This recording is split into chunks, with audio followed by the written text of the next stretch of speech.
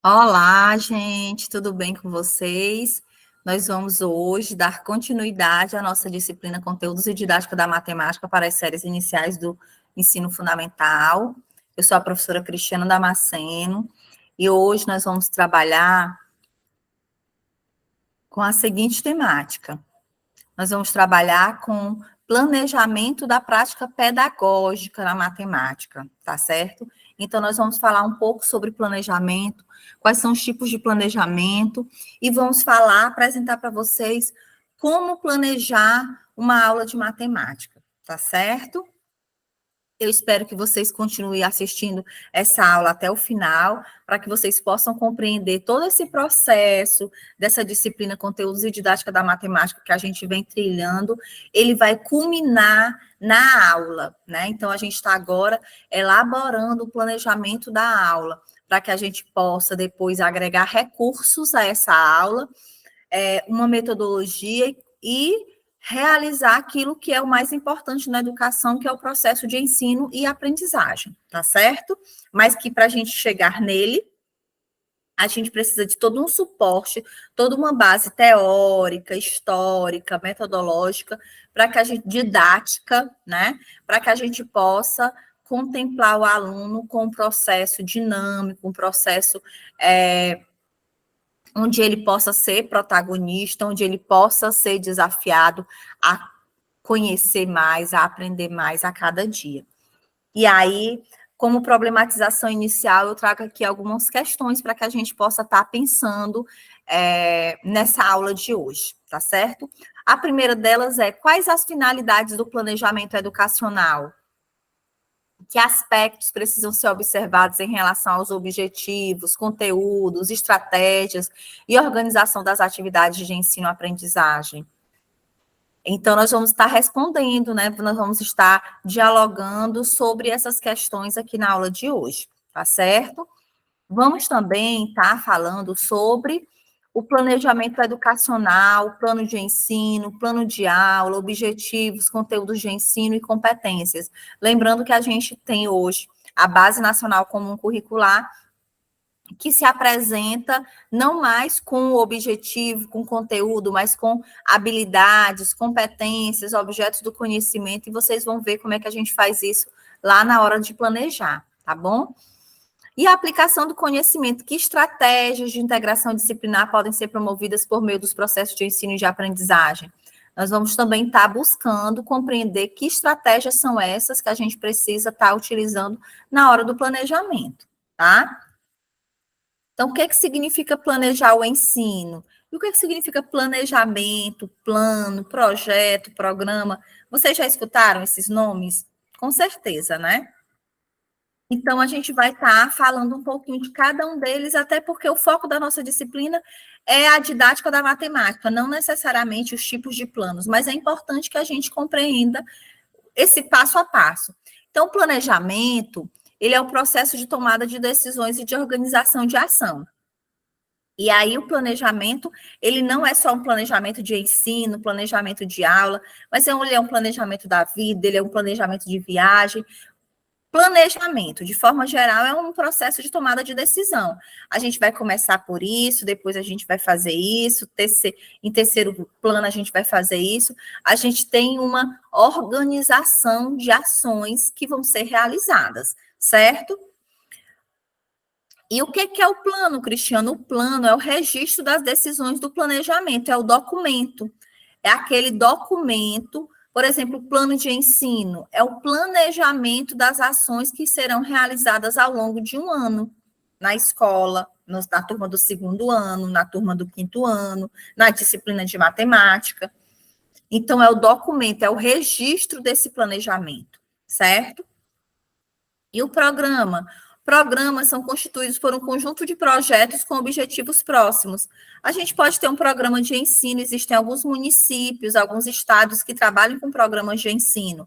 São estratégias ligadas a um conjunto de projetos que têm objetivos comuns ou objetivos bem próximos.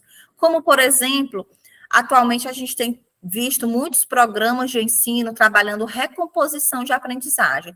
E o que é recomposição de aprendizagem? São estratégias que que vão trabalhar com a melhoria da aprendizagem dos alunos, tendo em vista a pandemia, tendo em vista os altos índices de analfabetismo, tendo em vista o baixo IDEB das cidades, dos estados.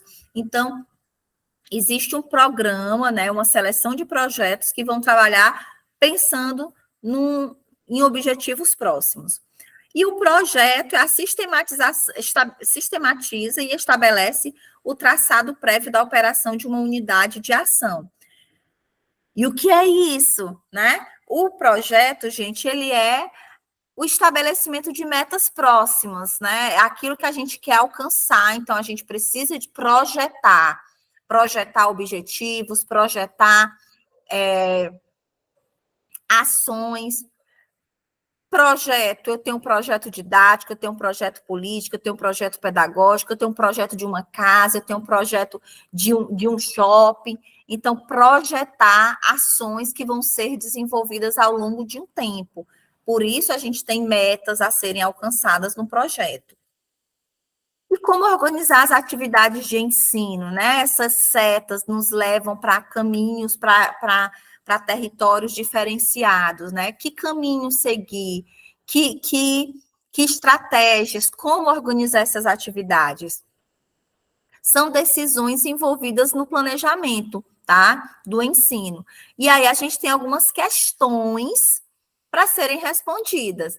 Eita, Cristiana, mas hoje só tem questão, só tem pergunta, né? Justamente para que vocês possam estar realizando essa reflexão, essa tomada de decisão também, tá? Dentro desse processo formativo que vocês se encontram. Mas vamos lá. Para que essas perguntas, essas questões vão me levar para onde? Para o planejamento de ensino. Olha só, pessoal, a gente tem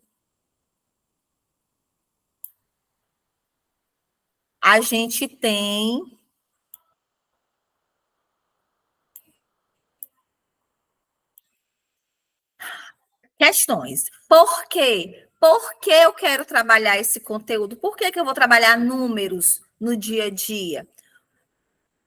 É a justificativa. Eu preciso encontrar uma justificativa, um sentido para essa ação, para esse planejamento, para essa atividade. Como eu vou fazer isso?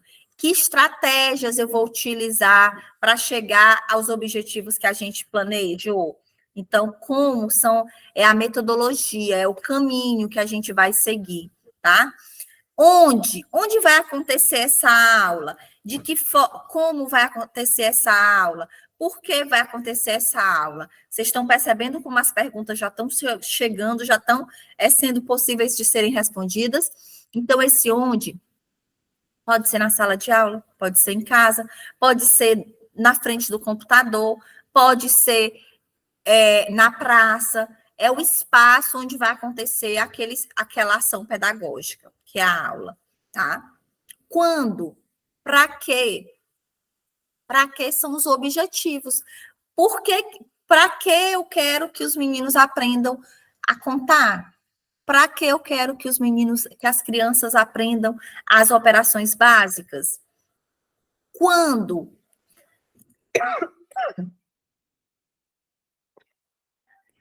Eu tenho que estabelecer um tempo, tá? Um tempo é muito importante.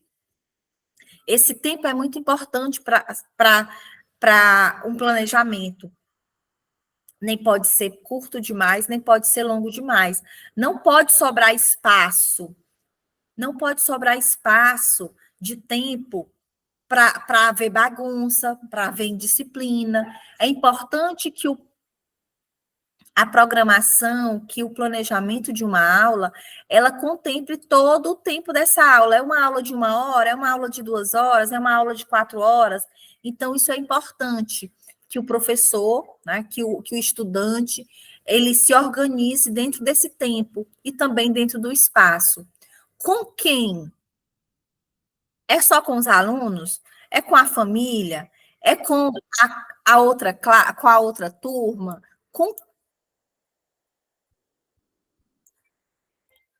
Com quem é que a gente vai trabalhar, tá? E o que a gente vai trabalhar?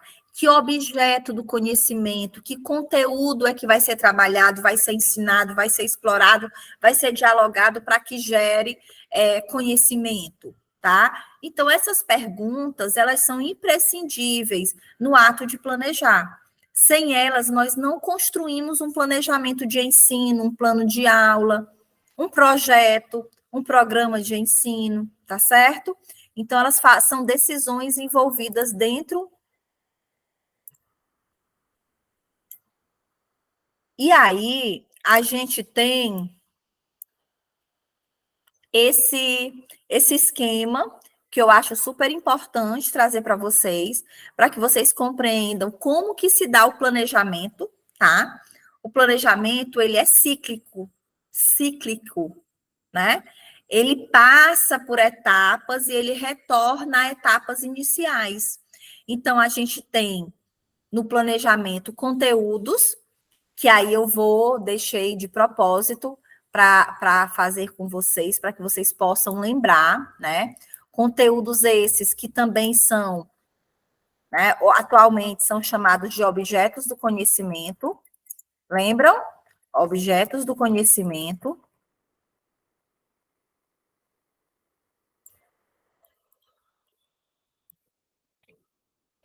Objetos do conhecimento. A gente tem os objetivos, que atualmente são chamados de habilidades, certo? E também competências, né? As estratégias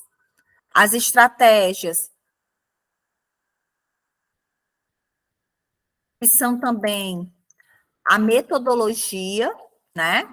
Que é a metodologia, tá? E aí eu vou colocar bem aqui estratégias barra metodologias.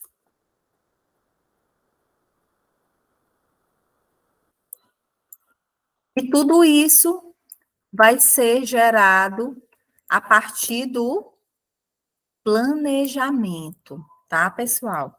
Então, o planejamento, ele depende dessas ações. Ela depende desses espaços, estratégias, metodologias, ou metodologias, né? Avaliação.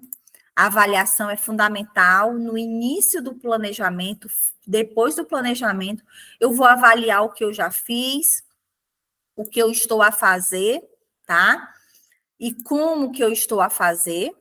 Então, esse planejamento, ele é fundamental, certo? Ele é fundamental e ele precisa contemplar todos esses espaços. Vocês vão vê-lo nos próximos slides. E aí, para que a gente não esqueça, né, a gente traz aqui também o caminho que nós devemos trilhar dentro do universo pedagógico, dentro da escola.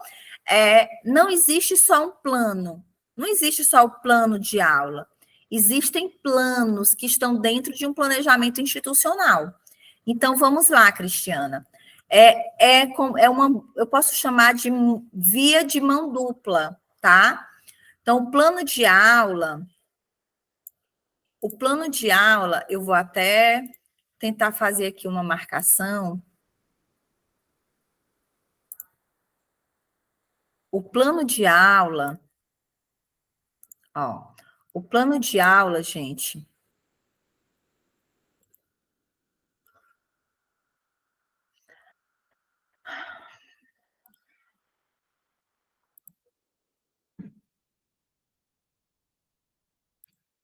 deixa eu ver como é que tá aparecendo para vocês. Aqui mesmo, não dá.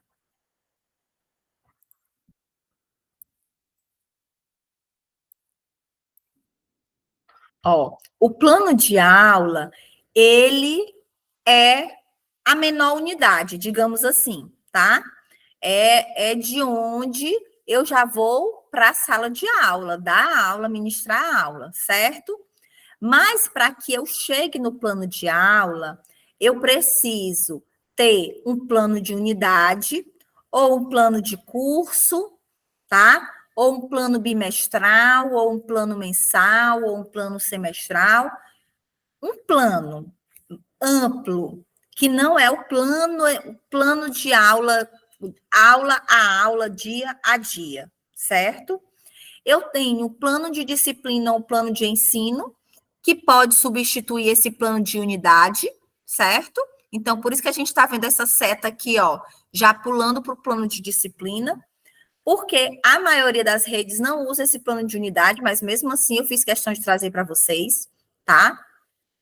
E aí a gente tem o plano da disciplina, e não é só da matemática, é da matemática, da história, da geografia, da arte, do ensino religioso, da língua portuguesa, da educação física.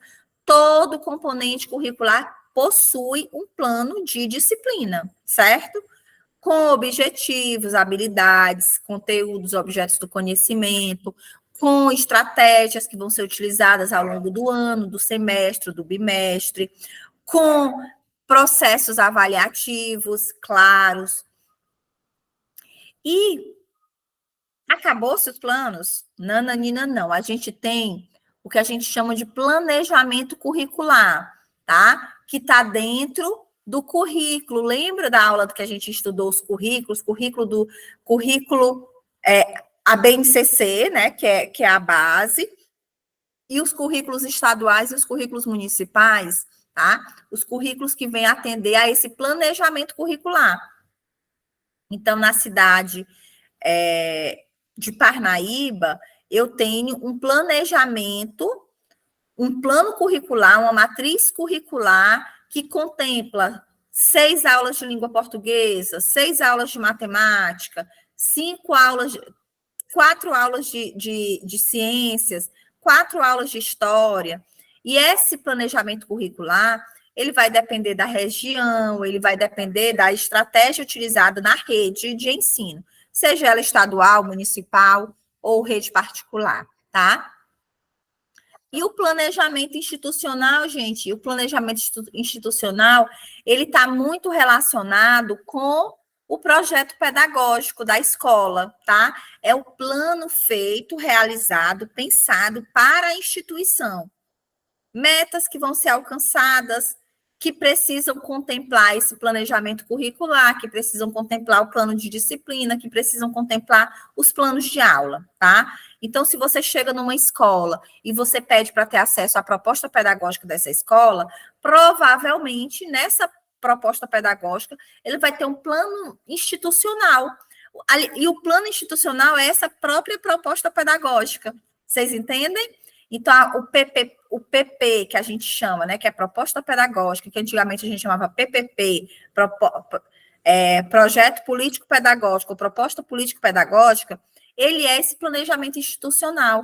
É o que a instituição utiliza como caminho, como direção, como proposição para a realização de ações, certo? Então, na elaboração do plano de aula, precisamos levar em consideração que a aula é organizada em um tempo didático, né? O tempo da aula é 1 hora, é 2 horas, é 50 minutos, e que a natureza dos conteúdos e as características da turma, desde o número de estudantes até seu desenvolvimento cognitivo, entre outros aspectos, influenciam o êxito dos objetivos pretendidos. Isso é obrigatoriamente entendido, deve ser entendido pelo professor. Característica dos alunos, disposição das carteiras, tempo de aula, desenvolvimento cognitivo por sujeito, né, por aluno, isso tudo vai influenciar na dinâmica da minha aula. Então, eu preciso me preparar para planejar uma aula que condiga com essas características da minha turma, tá? Por exemplo, eu posso contar para vocês um segredo? Eu tenho uma turminha de primeiro ano muito agitada.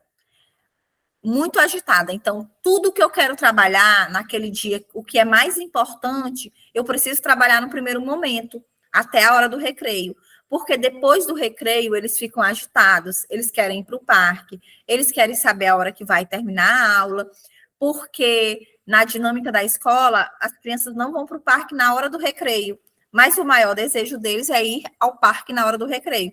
Então, a gente terminou criando uma política de ir para o parque no final do horário. Por isso, eles já ficam na expectativa, que hora que a gente vai para o parque, que hora que a gente vai para o parque. Consequentemente, o ritmo, a atenção para o aprendizado cai, né? Porque são crianças bem agitadas, elétricas.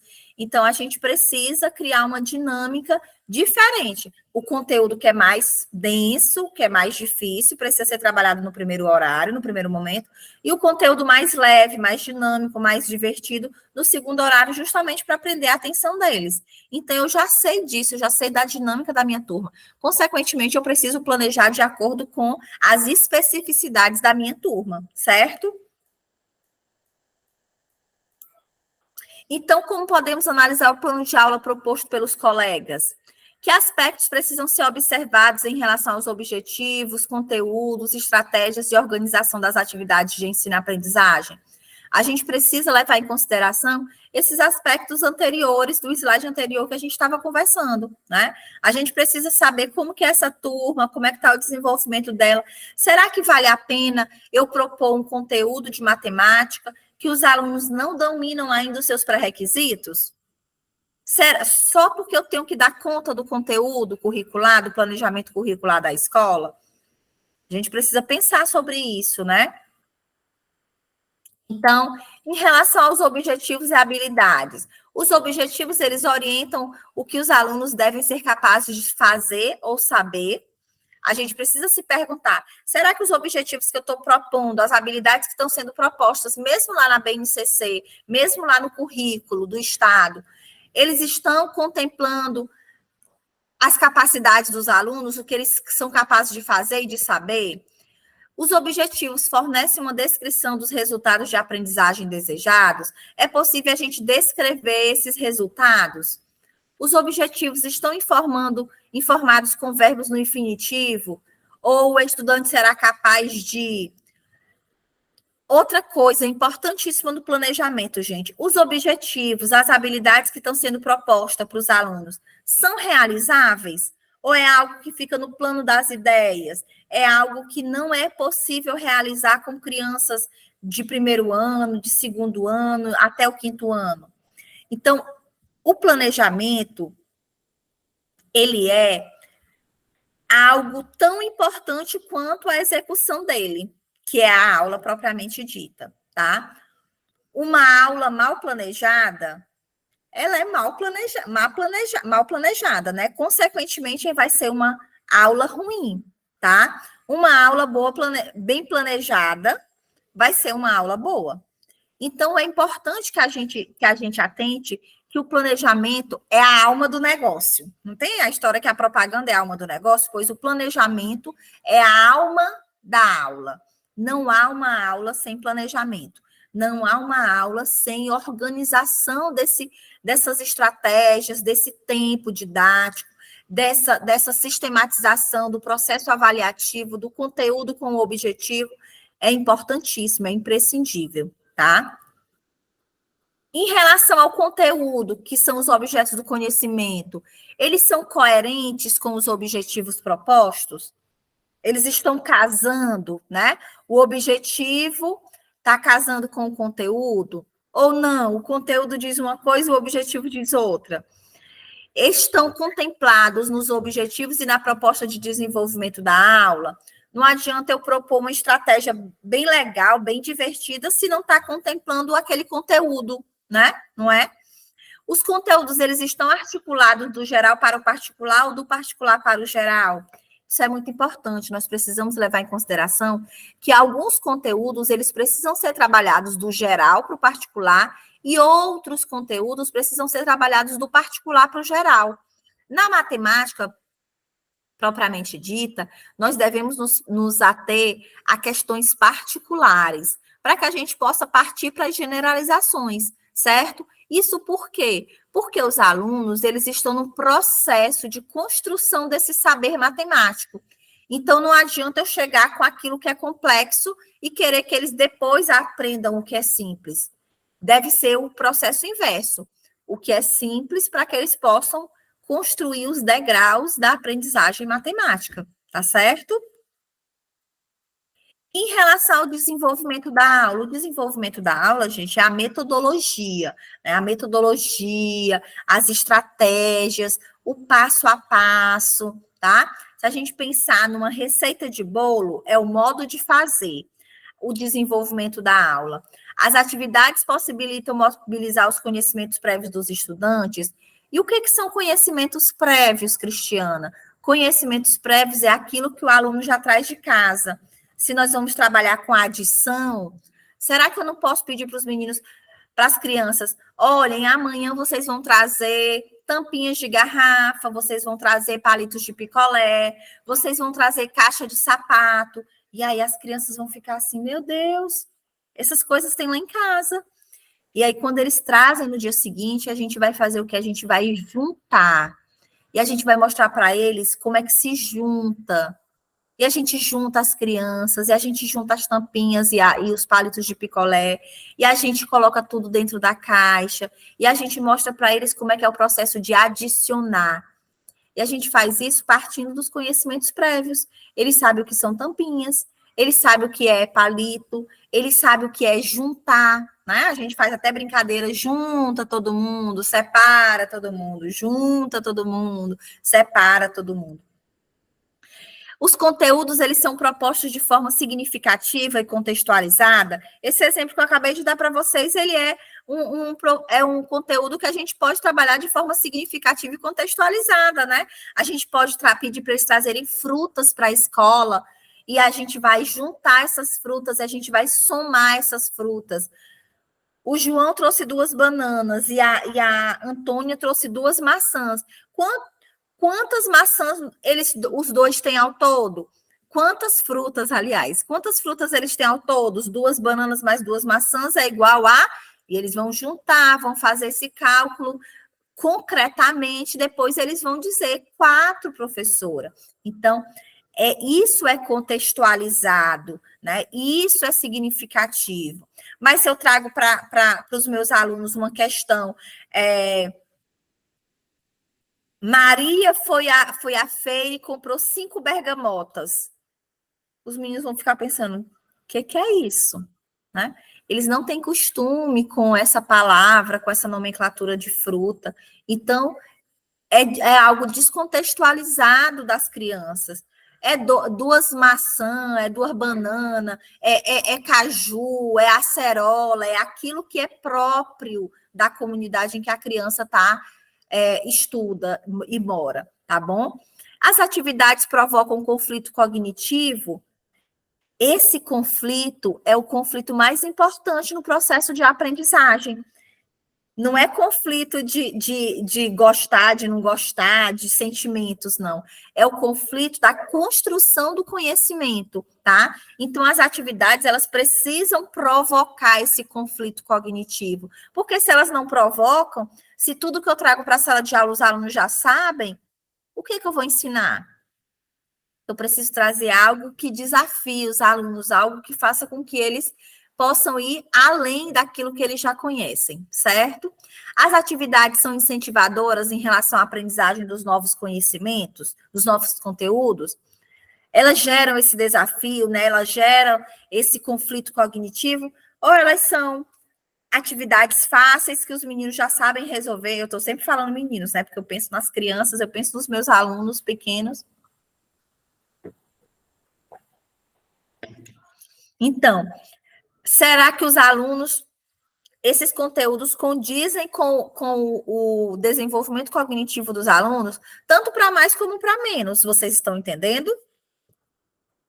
As atividades, eita, mas é muita questão hoje, não é? As atividades promovem a aprendizagem dos conteúdos conceituais. O que precisamos saber, né? Que são os conteúdos conceituais, e os procedimentais, e os atitudinais. Será que essas atividades, elas promovem essa aprendizagem nesses 3 campos, conceitual, procedimental e atitudinal? Se não, a gente precisa replanejar, certo? O plano de aula possibilita compreender todos os momentos previstos para o desenvolvimento da aula. É a história do passo a passo, né? Eu preciso ter um passo a passo. O tempo de duração previsto é adequado, considerando as atividades e os conteúdos? É aquela perguntinha lá, quando? Certo? Que a gente tem que responder no planejamento. A aula foi organizada em diferentes momentos ou foram previstos métodos variados? Eu vou mostrar para vocês um planejamento que é muito utilizado na Fundação Lema, na organização da nova escola, nos materiais didáticos da nova escola. Vocês vão ver que existem etapas, né? Existem momentos diferentes numa aula de matemática. Isso é justamente para que a gente possa construir esse conhecimento matemático. Eu não chego para dar uma aula de matemática já fazendo a atividade. A atividade é o último passo da aula, né? Eu vou primeiro sensibilizar, eu vou preparar esse aluno, certo? Eu vou preparar esse aluno para esse aprendizado, eu vou trazer desafios, eu vou trazer expectativas diferenciadas, eu vou trazer um espaço para eles desenvolverem as suas próprias estratégias, e aí sim eu vou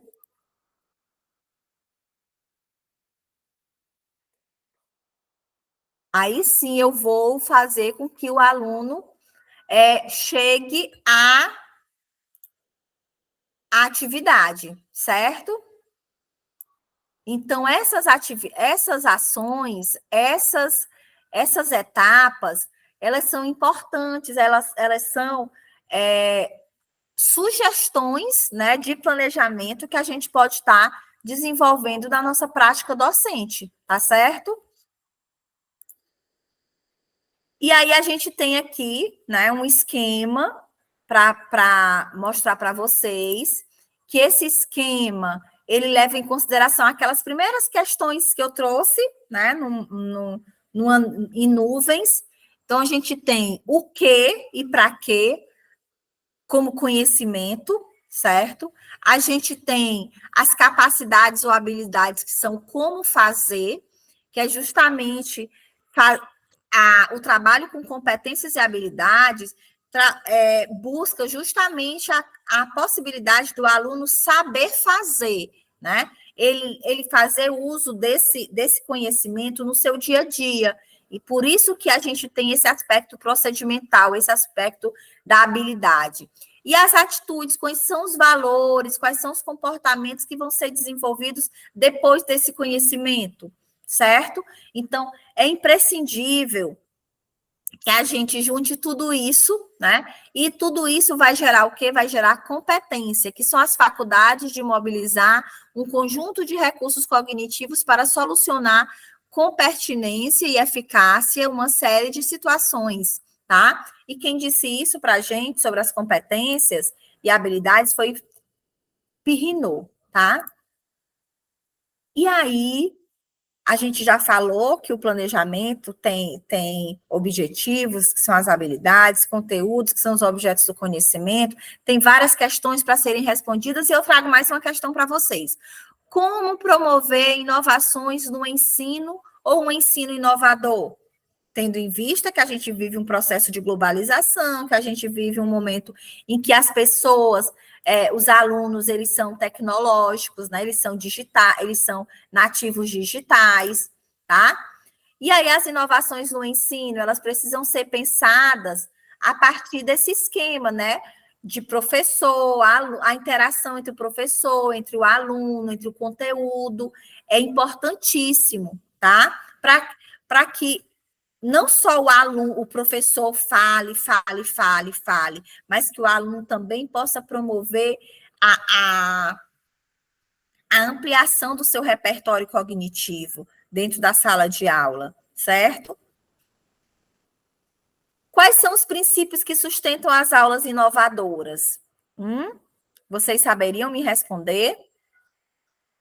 Ao princípio da autonomia, gente, cria mecanismos de participação dos estudantes, discutem o plano de ensino com os alunos, dividem a responsabilidade pela execução e avaliação.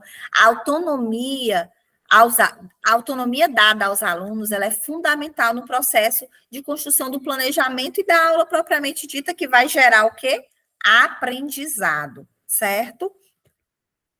A relação professor-aluno, ela precisa ser afetiva e solidária, ela precisa ser pautada no respeito e na ética, deve considerar o aluno na sua multidimensionalidade. O que seria isso, Cristiana?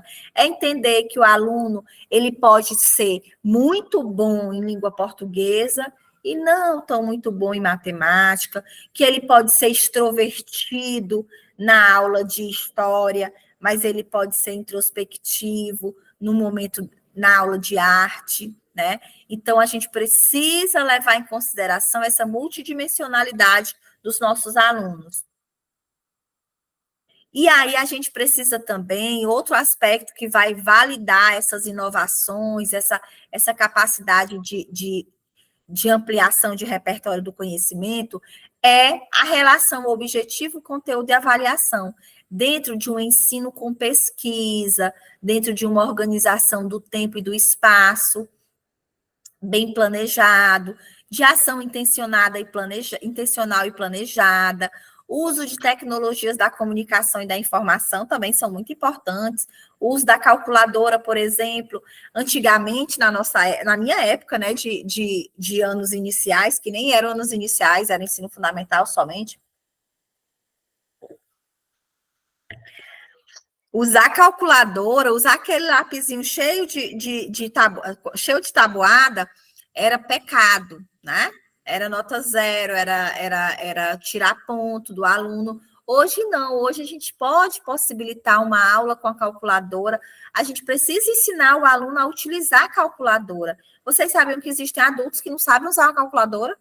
Por quê? Porque não foram ensinados, porque não podiam usar a calculadora, porque se usasse a calculadora, era nota zero, né? Outro ponto que é importantíssimo, a avaliação participativa, gente. O acompanhamento e a análise individualizada, a diversificação dos instrumentos de avaliação. O professor ele precisa ter muito claro esses instrumentos que vão ser utilizados na avaliação, os critérios de avaliação. A gente precisa compreender, vocês, enquanto estudantes de pedagogia, mas enquanto também professores em formação, que o erro faz parte do processo de aprendizagem. O erro não deve ser motivo de crucificação, ter como consequência reprovação, constrangimento, de forma alguma. O erro, quem erra é porque tentou. Quem não erra, a gente precisa duvidar. Será que ele está tentando? Não é? A contextualização. Aí a gente vai passar por um mecanismo que a gente chama de interdisciplinaridade, que é fazer uso das várias disciplinas, dos vários componentes curriculares, dentro das várias áreas ao mesmo tempo, certo? E fazer a relação dos vínculos entre a teoria e a prática. Eu gosto sempre de falar com os meus alunos da pedagogia que não pense vocês que a teoria, que tudo isso que a gente está falando aqui por dias afins, não fazem parte, não, vocês não vão utilizar quando estiverem na sala de aula. Só vão utilizar, porque se você não tiver esse conhecimento teórico, você não consegue realizar uma boa prática pedagógica, tá? Dialogicidade, o diálogo, ele é fundamental, o contrato didático, os combinados da turma, o entusiasmo do professor, o professor que chega na segunda-feira entusiasmado, terça-feira de forma mediana, quarta-feira, Deus me livre, quinta-feira, Jesus me acuda. Esse professor não tem entusiasmo, ele não consegue transmitir conhecimento, ele não consegue mediar o conhecimento e muito menos interagir com o aluno de uma forma dialógica, tá? Por isso que a gente precisa se sentir todos os dias motivado, se motivar, se automotivar, tá? E a diversidade, gente, ela é fundamental, não é? A elaboração de estratégias diferenciadas e diversificadas. Eu preciso saber que os meus alunos, eles aprendem de forma diferente, em tempo diferente, em ritmo diferente. A reintegração e a transitoriedade epistemológica também são fundamentais. Entender que, às vezes, eu vou estar utilizando uma abordagem, em outro momento eu vou estar utilizando outra abordagem, mas que isso é importante para a dinamicidade, para a diversidade do grupo que eu trabalho, tá? Que eu atendo. E aí os desafios, eles são para ser superados, claro, né? Então, o distanciamento do plano de ensino com o projeto pedagógico é um grande desafio. Não adianta eu pensar um plano de ensino destoado do projeto pedagógico da escola. Não adianta eu pensar objetivos que são incoerentes com os conteúdos que eu estou planejando, que eu estou propondo. Não adianta eu achar que eu vou ter êxito se eu trabalhar com a solidão profissional. Uma andorinha só não faz verão, tá? É importante que haja um planejamento participativo, é importante que haja comunhão de ações, de pensamentos, de atitudes na escola, para que o resultado também seja positivo. A intensificação do trabalho docente também é fundamental, tá bom? Mas como? Justamente através desse processo de reflexão, desse processo, essa compreensão do ato de ensinar e de aprender. E aí, eu trouxe aqui um esquema para a gente fazer uma revisão, tá? Desse espaço, desse planejamento. O plano de aula, ele organiza o ensino e a aprendizagem em sala de aula, certo? Ok? Ele é um instrumento de ensino que especifica os comportamentos que se espera dos estudantes, os conteúdos, os recursos didáticos, os procedimentos que serão utilizados para a realização da aula, busca sistematizar as atividades que se desenvolverão no período de tempo em que o professor e o estudante interagem, numa dinâmica de ensino e de aprendizagem, tá certo? Então, para eu ministrar essa aula para vocês, eu realizei um plano de aula, um planejamento, onde eu organizei o ensino, onde eu criei os instrumentos, onde eu criei expectativas de comportamentos, de objetivos que vocês devem alcançar, tá? Nessa disciplina. Os conteúdos, eles já estão postos na ementa do curso. Os recursos didáticos, eu fui criando algumas estratégias para que vocês possam ter essa disciplina mais dinâmica, mais extrovertida, mais interativa, tá certo? E aí, gente, aqui eu trago agora para vocês um modelo que eu vou deixar para vocês em anexo, tá? Depois dessa aula, junto com os slides, um modelo de planejamento anual, que a gente chama de plano de ensino, onde tem aqui, é importante que vocês percebam, as unidades temáticas da matemática, as habilidades, que também a gente pode dizer que são os objetivos que se quer alcançar numa série, no caso é o primeiro ano do ensino fundamental, e os objetos do conhecimento, que são os conteúdos que vão ser trabalhados. Por exemplo, aqui no terceiro tópico, números, é a unidade temática. Qual é a habilidade? Utilizar números naturais como indicador de quantidade ou de ordem em diferentes situações cotidianas. Qual é o conteúdo que eu vou tentar fazer com que os alunos utilizem esses números no dia a dia? O conteúdo é contagem de rotina, é contagem ascendente, descendente, tá? Que é contagem crescente, decrescente. Então, eu tenho objetivos traçados, objetos do conhecimento, que são os conteúdos traçados, e aí eu vou, depois desse planejamento de plano de ensino, eu vou passar para um plano de aula. Eu já sei qual é o conteúdo, os objetos do conhecimento. Então, eu vou pegar um objeto do conhecimento e eu vou organizar a minha aula. E aí, como eu falei para vocês, que tem esse esquema da nova escola, que eu gosto muito, também vou deixar para vocês, para que vocês possam estar acessando o site da nova escola, na aba planos de aula, que ela traz dividida, né, em etapas a aula de matemática.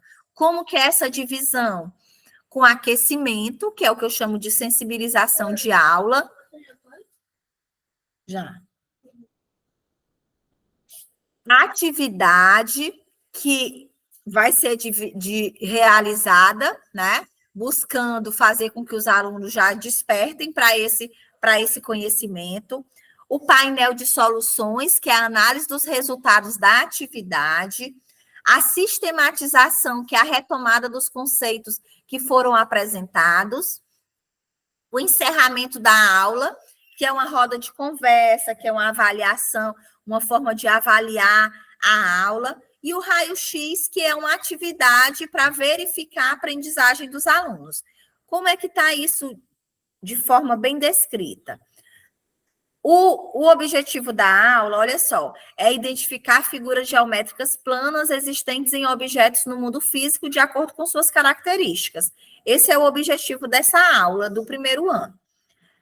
E aí a gente tem aqui, alguém já parou, o aquecimento, né? Alguém já parou para pensar sobre o formato que as coisas têm? Todos os objetos no mundo têm o mesmo formato e as mesmas características, a gente vai fazendo questionamentos, né? A gente vai trazendo possibilidades para que as crianças possam estar buscando os seus conhecimentos prévios, tá? Conhecimento prévio é aquilo que a criança já sabe, não é? E aí depois eu tenho a atividade, essas são as formas geométricas planas que iremos estudar. Aí a gente vai apresentar uma a uma, nome, forma, cor, características. Leva tempo, né? 20 minutos. Depois a gente vai para a atividade principal, que é justamente, olha só, será que aqui na sala de aula existem objetos que se parecem com formas geométricas planas? Vamos procurar. Essa é uma atividade que vai fazer com que os alunos sejam detetives, tá?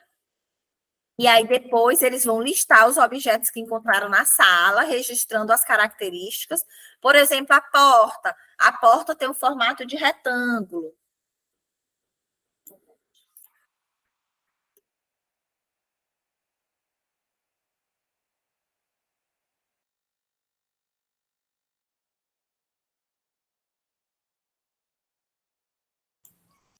Então, a atividade principal, né? Depois da atividade principal, a gente tem uma discussão de soluções, então a gente vai reler e refletir o resultado da escrita, que foi feita de forma coletiva, tá? Em seguida, vai sistematizar os conceitos. Então, o que são figuras geométricas planas? Vai se conversar sobre os conceitos das figuras geométricas e vai voltar em cada uma das formas geométricas que foram apresentadas na aula. O encerramento, né? Justamente a retomada desse conteúdo. E depois o raio-x é uma atividade avaliativa da aula. Olha só que interessante que é essa proposição de plano de aula, né? Então, toda a aula tem as mesmas etapas: aquecimento, atividade principal, discussão da solução, sistematização do conceito, encerramento e raio-x, tá? Aqui é outro modelo de plano de aula, diferente do modelo apresentado pela nova escola. É um modelo que é muito comum utilizado nas escolas no Brasil inteiro. Inclusive, é o modelo que a gente utiliza na nossa escola, tá? Onde a gente traz o título da aula, a unidade temática, o objeto do conhecimento que vai ser trabalhado nesse dia aqui é composição e decomposição de números naturais, a habilidade da BNCC, que é só copiar e colar, os objetivos específicos que vão ser desenvolvidos de acordo com o objeto do conhecimento, os procedimentos, que é a metodologia da aula, tá? Como que vai ser desenvolvido a aula, os recursos que vão ser utilizados e a avaliação que vai ser realizada, tá bom? Aqui é um planejamento de uma turma do primeiro ano, aqui do segundo ano, que também segue o mesmo esquema, a mesma organização. E aí depois vocês vão ter a oportunidade de fazer o manuseio, né? Usar, planejar a aula, justamente para que vocês possam compreender como que se dá essa organização desse planejamento, tá? E aí, a gente encerra aqui a nossa aula. Eu espero que vocês tenham compreendido, tá? Sobre o planejamento pedagógico na matemática. Nós precisamos praticar para que a gente possa aprender a planejar. Não adianta só a Cristiana ficar aqui horas e horas e horas falando sobre planejamento. É importante que a gente manuseie. Então, eu vou deixar para vocês essas sugestões de planejamento nos slides, e eu peço que vocês possam estar olhando, analisando diferentes tipos de planejamento na internet mesmo, procurem pelo Google, tá? Porque assim vocês vão estar ampliando o repertório de vocês e quando tiverem nos estágios, na sala de aula propriamente dita, vocês encontrarão o melhor plano, melhor organização de planejamento que puder se adequar à realidade de vocês, a abordagem pedagógica que vocês utilizam na escola que vocês vão trabalhar, tá bom? E eu estou à disposição de vocês. Eu agradeço por ficarem aqui até esse momento e até a nossa próxima aula, pessoal. Tchau!